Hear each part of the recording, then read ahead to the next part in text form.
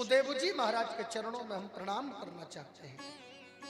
अगर सुखदेव नहीं होते तो आज आप ये प्रश्न नहीं कर पाते।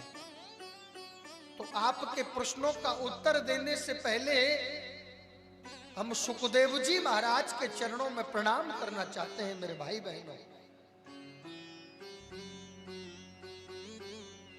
88,000 महात्मा कहने लगे महाराज जी सुखदेव कौन है, जरा विस्तार से बताइए। बोले निश्चित रूप से। एक बार नारद जी के मन में बड़ा विचार आया कि मैंने लक्ष्मी नारायण में भी झगड़ा करवा दिया, मैंने ब्रह्मा और ब्रह्मा की पत्नी में भी झगड़ा करवा दिया, लेकिन कैलाश पर्वत पर भोले बाबा रहते हैं, मैया पार्वती जी रहती हैं, उनमें झगड़ा नहीं करवाया है। और आज अपनी बीड़ा को बजाते बजाते नारायण नारायण बोलते बोलते नारद जी कैलाश पर्वत पर गए। भोले बाबा भजन कर रहे थे और भोले बाबा जैसे ही भजन कर रहे थे नारद जी ने प्रणाम किया, मैया के पास गए। अतिथि देवो भव, नारद जी आए, मैया पार्वती जी ने स्वागत किया, बैठिए, आइए, पधारिए। नारद जी आए, मैया पार्वती जी कहने लगी बेटा आजकल बहुत कम दिखाई दे रहे हो, क्या चक्कर है, आजकल दिखाई नहीं देते। नारद जी कहने लगे मैया क्या बताएं, आजकल हमने आना जाना बंद कर दिया है। बोले क्यों? बोले जहां भी चले जाओ सब झूठा प्रेम करते हैं, सच्चा प्रेम तो कोई करता ही नहीं है।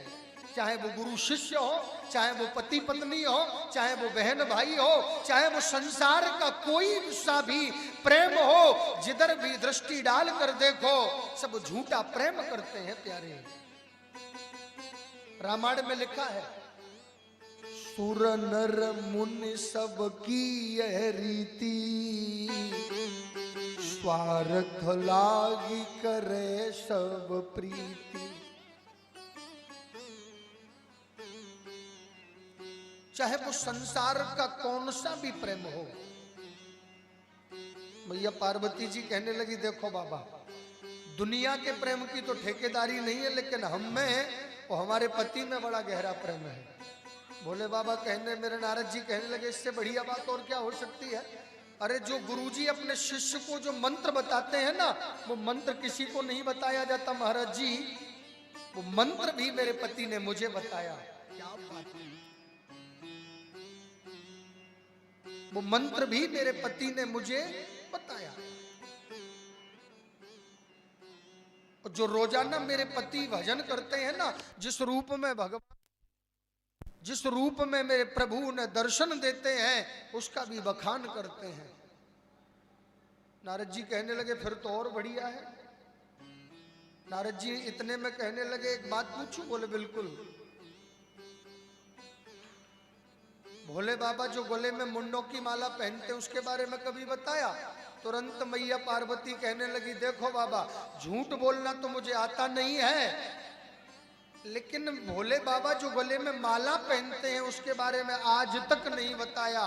तुरंत नारद जी कहने लगे काय का प्रेम है, खाक प्रेम है, बिल्कुल सच्चा प्रेम नहीं है। यहाँ पर भी बनावटी प्रेम है। जिस माला को 24 घंटे गले में पहनकर घूमते हैं उस माला के बारे में नहीं बताया तो काय का प्रेम है।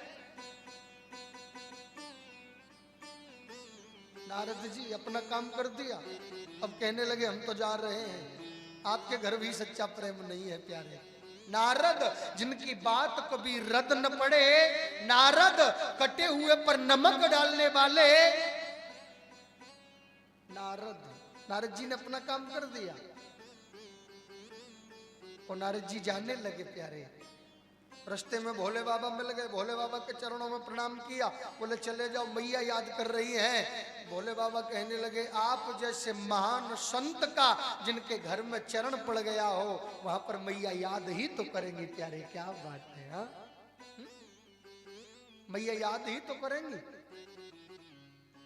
देखो पहले के जमाने में जब घर बनवाते थे ना, उस घर में अलग से कमरा बनवाते थे, उस कमरे का नाम रखते थे कोप भवन। माताएं बहन रूठ जाया करती थी ना तो उसी कमरे में चली जाती थी। भोले बाबा गए, सुन रही हो, लेकिन सुनने वाली तो रूठ गई प्यारे। वैसे पत्नी का सब कुछ पति के लिए समर्पित है, और पति से रूठ जाए ना तो 4 हाथ का घूंघट मार लेती हैं। आज मैया ने घूंघट मार लिया, न तो मुंह दिखाऊंगी न देखूंगी। प्यारे क्या बात है, हाँ? न तो मुंह देखूंगी न दिखाऊंगी। भोले बाबा कहने लगे बीमारी क्या है? मैया नहीं बोल रही, बात तो बताओ। बोले आप कपटी हो। भोले बाबा बोले वाह भाई वाह, हम तो प्रेम कर करके जो है प्रेम कर रहे हैं, अद्भुत प्रेम है हमारा, तो आप हमें कपटी कह रही हो। बोले आप बिल्कुल कपटी हो। बोले गुरु मंत्र भी बताया, रोजाना जो दर्शन होता है वो भी बताया। मैया कहने लगी वो जो गले में मुंडों की माला पहनते उसके बारे में कभी बताया? तुरंत भोले बाबा कहने लगे यही तो असली प्रेम है। जिस जिस युग में आप अपने प्राणों को त्यागती हो,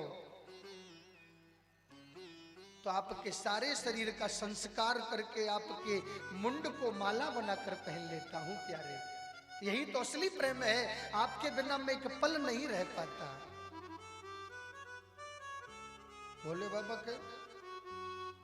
भोले बाबा ने सोचा कि मैया कहेंगी कि असली प्रेम है। इतने में मैया पार्वती कहने लगी अब तो और पता लग गया मुझे। आज तक मैं जानती थी आप कपटी हो, लेकिन आज मुझे पता लग गया कि आप तो महाकपटी हो। अरे आपने ऐसी कौन सी जड़ी बूटी खा ली है, आपने ऐसी कौन सी दवा खा रखी है कि आप कभी मरते ही नहीं हो और मेरा बार बार प्राणांत हो जाता है?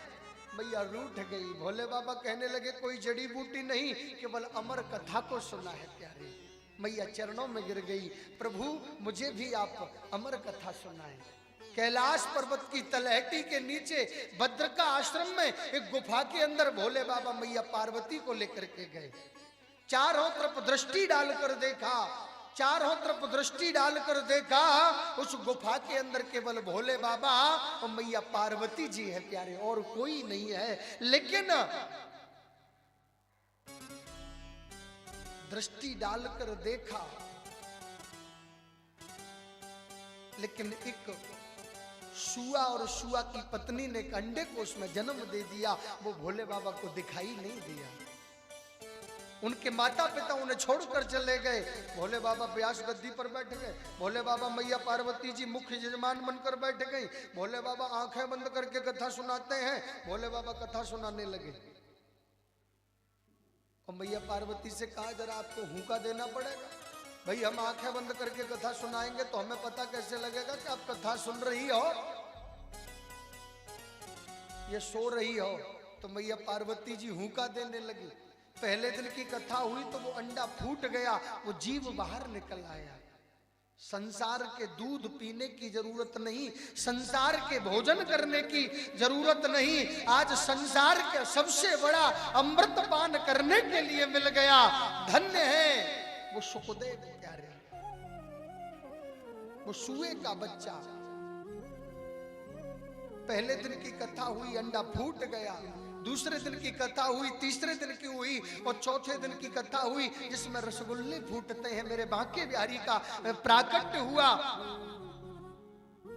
और 5वें दिन भगवान जब वृंदावन छोड़कर जाने लगे, मैया यशोदा अपने लाला की याद में तड़प रही है, बिलख रही है। बेटा छोड़कर मत जाओ, मैं आपके बिना मर जाऊंगी। प्यारे मैया ने सुना, मैया पार्वती बेहोश हो गई। प्यारे मैया यशोदा के प्रेम को देख करके मैया पार्वती जी मूर्छित हो गई।